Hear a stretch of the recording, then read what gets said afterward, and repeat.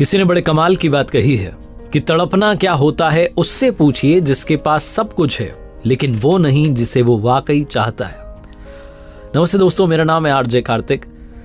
एक बहुत ही खूबसूरत सी कहानी जिसे सुधा मूर्ति जी ने लिखा है। सुधा मैम कहती हैं कि बात उन दिनों की है जब ओडिशा के छोटे छोटे गांव में जाकर के हम लोग स्कूल तैयार करवा रहे थे जरूरतमंद बच्चों के लिए। एक ऐसे ही छोटे से गांव में थे हम, पहाड़ी के बीच में झील किनारे वो गांव था और हम वहां स्कूल की बिल्डिंग देखने के लिए पहुंचे हुए थे। तभी अचानक से तेज बरसात होने लगी। जो मेरे साथ में ट्रांसलेटर थे जिन्हें ओरिया और इंग्लिश आती थी, उनके साथ थी और उन्होंने मुझे सजेस्ट किया कि चलते हैं फटाफट से किसी झोपड़ी में, किसी घर में, बरसात बहुत तेज है और रुकेगी नहीं अभी। तो हम नज़दीकी झोपड़ी में पहुंच गए। दरवाज़ा खटखटाया, अंदर से झोपड़ी के मालिक ने दरवाज़ा खोला। हमने वहाँ शरण ले ली। जब मैं अंदर पहुंची तो देखा कि झोपड़ी इतनी छोटी भी नहीं थी लेकिन बड़ी भी नहीं थी। उस झोपड़ी को दो हिस्सों में उसके मालिक ने डिवाइड कर रखा था। एक हिस्सा ऐसा था जिसमें दिन में हॉल, दिन में लोगों के बैठने की जगह और रात में वही बेडरूम बन जाता था। दूसरा हिस्सा जो था उसमें घर की किचन थी जिसमें से बच्चे के रोने की आवाज़ आ रही थी। उसकी माँ उसे लोरी सुना रही थी। बाहर बरसात हो रही थी। मेरा ट्रांसलेटर जो था उससे ज़्यादा देर वहाँ रुका नहीं गया। उसने कहा कि मैं गाँव घूम के आता हूँ। मैंने कहा कहाँ जाओगे, इतनी बारिश है, लेकिन वो माना नहीं, चला गया। क्या आप रुको ना, आप बैठो, कोई दिक्कत नहीं है। उसके जाने के बाद में झोपड़ी के मालिक ने मुझसे पूछा कि मैडम आप क्या लेंगी, चाय कॉफ़ी क्या पिला दें आपको? मेहमान क्या अवभगत करना हमारे यहाँ पर धर्म होता है, अतिथि देवो भव। तो उन्होंने मुझसे पूछा, मैंने मना कर दिया कि ना मैं चाय लूँगी ना कॉफ़ी, मुझे कुछ नहीं चाहिए, धन्यवाद आपका। फिर वो कहने लगे कि अरे कुछ तो ले लीजिए, मछली आपके लिए ले आए, आपको भूख लगी होगी। वो लगातार मुझसे रिक्वेस्ट किए जा रहे थे और मैं मना किए जा रही थी। फिर उन्होंने कहा कि दूध ले लीजिए। अब की बार मुझे लगा कि बार बार मना करती रहूंगी तो सही नहीं रहेगा। मैंने कह दिया कि ठीक है, दूध के लिए मैंने हाँ भर दी। वो व्यक्ति अंदर गया। अंदर जाकर के जो उस झोपड़ी का दूसरा हिस्सा था, जहाँ किचन थी, जहाँ घर की मालकिन बैठी हुई थी, अब उसकी पत्नी से बात करने लगा।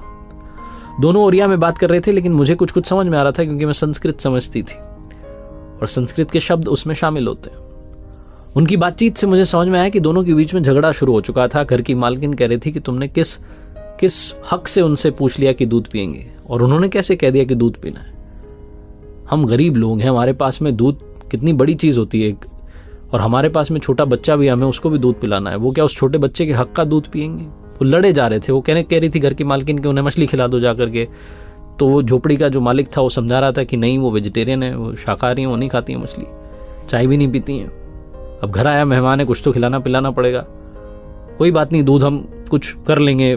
लगातार वो कन्विंस कर रहा था, कन्विंस हो नहीं रही थी झोपड़ी की मालकिन। पति पत्नी का झगड़ा फाइनली इस बात पर आकर के रुका कि थोड़ा सा दूध लेकर के उसमें पानी मिला करके उसको उबाल करके वो मुझ तक पहुंचाएंगे। और उस व्यक्ति ने वही किया। वो दूध में पानी मिला करके उबाल के लेके आ गया। और जब वो दूध का ग्लास लेकर के मेरे सामने खड़े थे तभी मेरा ट्रांसलेटर आ गया। मैंने उनसे कहा ट्रांसलेटर से कि इन्हें मना कर दो, इन्हें कह दो कि आज मैडम का व्रत है, वो कुछ नहीं खाएंगी पिएंगी, जल के अलावा कुछ ग्रहण नहीं करती हैं। वो भूल गई थी बताना, उन्हें याद नहीं रहा कि आज बुधवार है। जो मेरा ट्रांसलेटर था वो सोचने लगा कि सुबह तो होटल से ब्रेकफास्ट करके चली थी, अब ये ऐसा क्यों बोल रही हैं, लेकिन जो मैंने बोला था उसने बोल दिया। तो झोपड़ी का मालिक था वो उदास हो गया। उसे लगा कि अरे मैडम आप घर पर आई और आपने कुछ खाया पिया नहीं, लेकिन ठीक है आपका व्रत है। तो वैसे बुधवार का व्रत कौन करता है? फिर मैंने उन्हें समझाया कि मैं करती हूँ बुधवार का व्रत। उन्हें बुरा लगा, लेकिन मैंने उस दिन उस बच्चे के हक का दूध नहीं पिया और उस दिन के बाद से जीवन में कभी दूध नहीं पिया। The day I stop drinking milk. ये कहानी है सुधा मूर्ति जी की, उनकी बुक से ली हुई।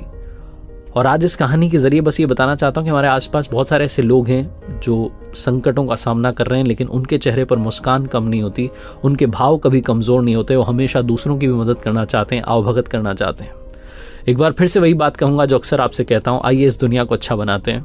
ऊपर वाले के आशीर्वाद के साथ, अपनी मेहनत और अपनों के प्यार के साथ कर दिखाइए कुछ ऐसा कि दुनिया करना चाहे आपके जैसा। याद रखिए, हर सोमवार सुबह 9:30 बजे मेरे साथ देखिए एक नई कहानी।